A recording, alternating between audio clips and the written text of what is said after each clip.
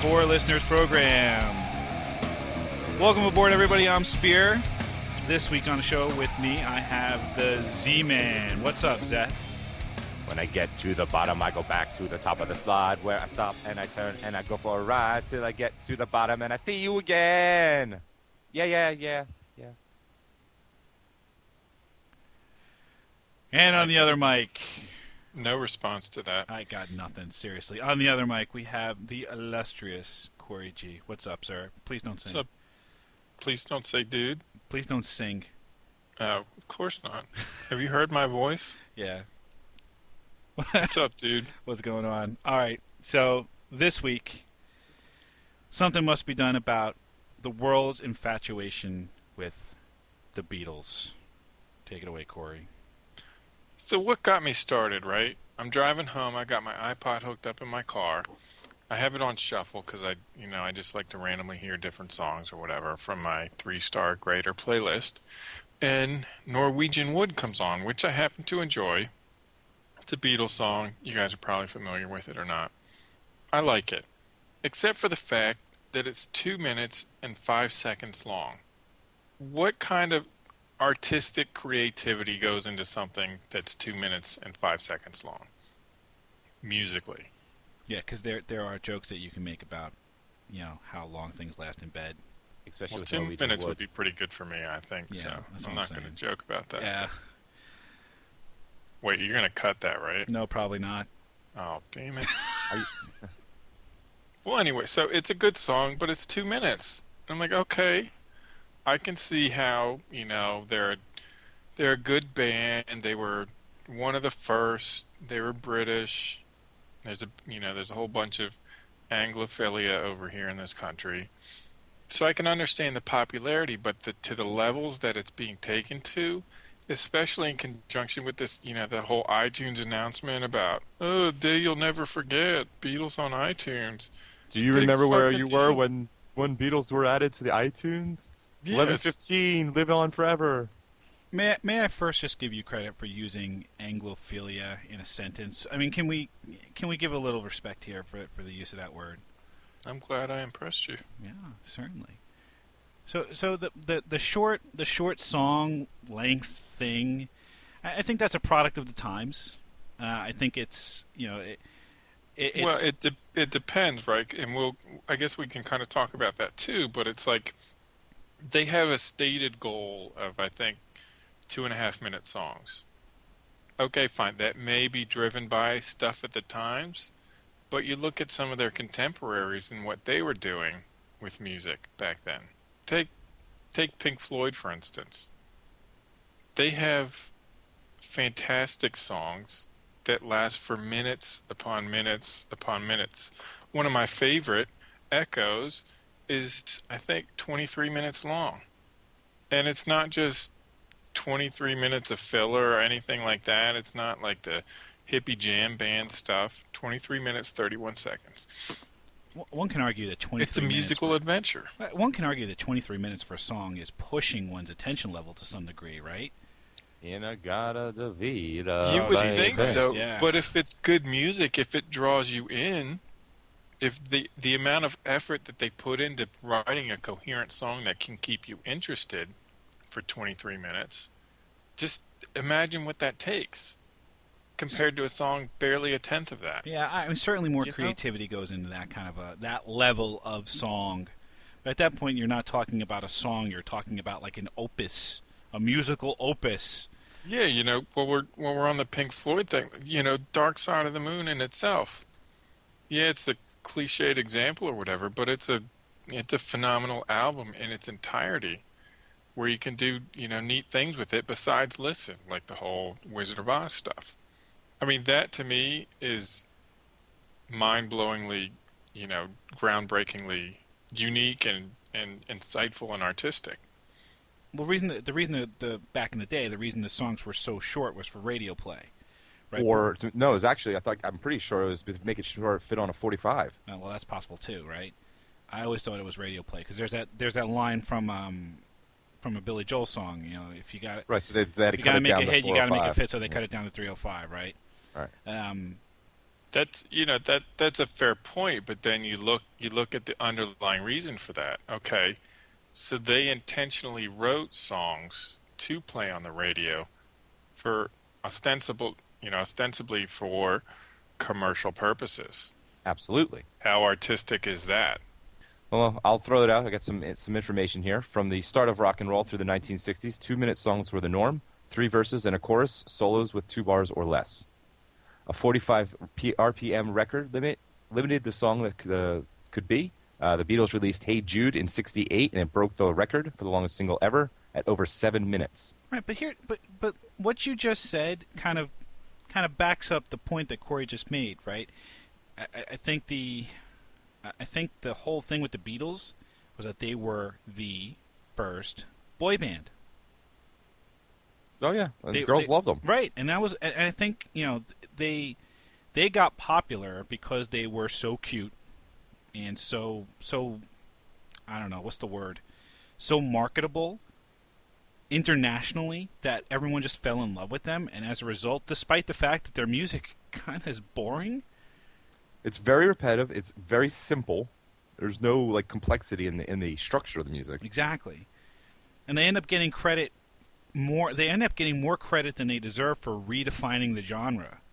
But I can't consider them pioneers. I can't consider them redefining the genre like say the Who did with their rock opera Tommy, or like even the Rolling Stones, pushing rock and roll as far as it would go. And that might be because I'm a Rolling Stones fan and not a Beatles fan, and I think you have to take a side there, and I have. Yeah, I never understood how they were Satan. Like, the people at the time, they were like rock and roll, and the Beatles, they're devils. Yeah, it's silly because their songs are so their songs are so consumer oriented, right? I mean, that's where I think where the Beatles' popularity came from, but I don't understand their longevity. It's like one of those things where you have these bands that built up this reputation that lives on even though it seems somewhat undeserved.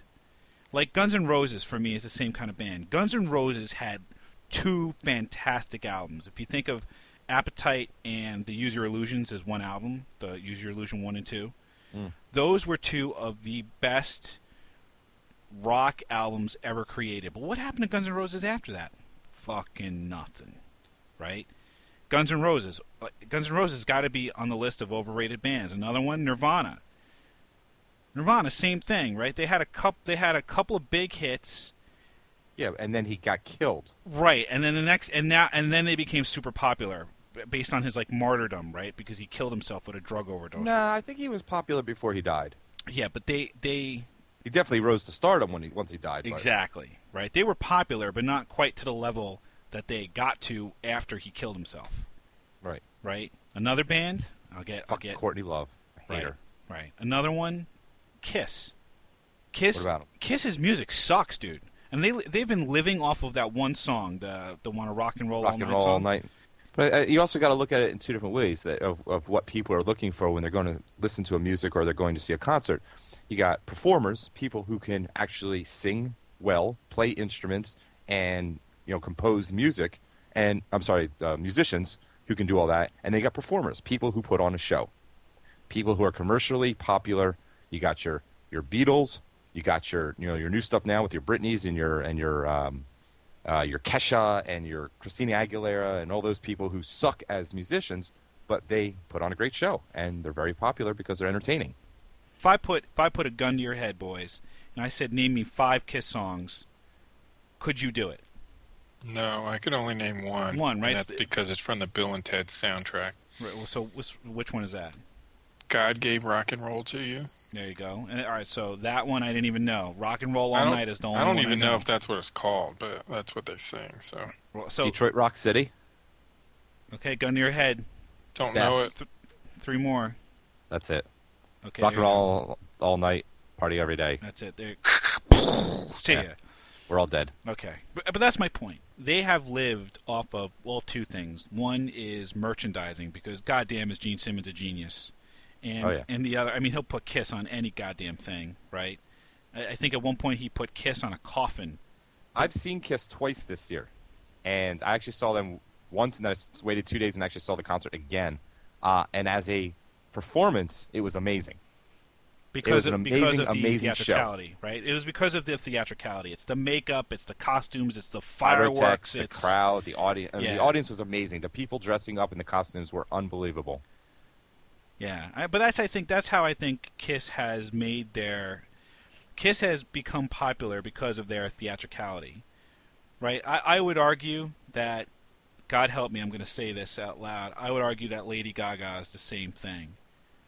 Right, Lady Gaga has made a name for herself with the outrageousness of her persona, of her God, I don't Wardrobe. Even, I was going to say, can you call it fashion? I mean, Sure, you can call anything fashion. What I wear is fashion. It's just not to most people. but she walks around wearing meat. Only once. But the fact is, she did.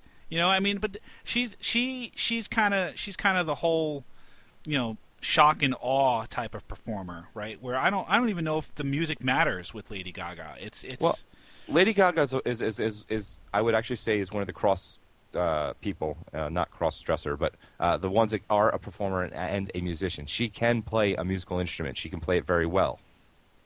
It's just that her performance is more impressive than her actual musician skills. well, Right, yeah. Would people be as interested in her if she looked like Lisa Loeb or... No.